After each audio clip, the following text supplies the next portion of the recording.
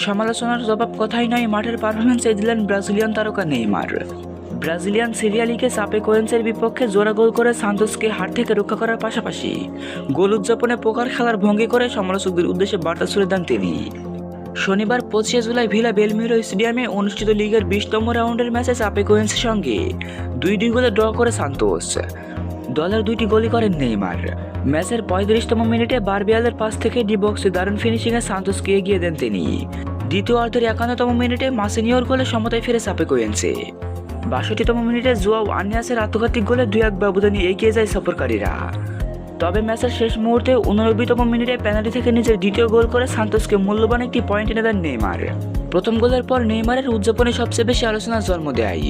গোল করার পর তিনি তাসবিলানের মতো ভঙ্গি করেন, যা অনেকেই সাম্প্রতিক পোকার বিতর্কের প্রতীকী জবাব হিসেবে দেখছেন। টেলিভিশন সম্প্রচারে দেখা যায় উদযাপনের সময় তিনি বিদ্রূপ ভঙ্গিতে প্রতিক্রিয়া জানান। গত সপ্তাহে সাও পাওলোতে আয়োজিত 2 দিনব্যাপী একটি পোকার চ্যাম্পিয়নশিপে অংশ নেওয়ায় সমালোচকদের মুখে পড়েন নেইমার। একই সময়ে কোপা সুদামেরিকানার ইউনিভার্সাল সেন্টারের বিপক্ষে সান্তোসের ম্যাচে তিনি না খেলাই তার পেশাদারিত্ব নিয়ে প্রশ্ন ওঠে। পরে সান্তোস জানায় পরিকল্পিত বিশ্রামের অংশ হিসেবেই ওই ম্যাচে তাকে মাঠে নামানো হয়নি।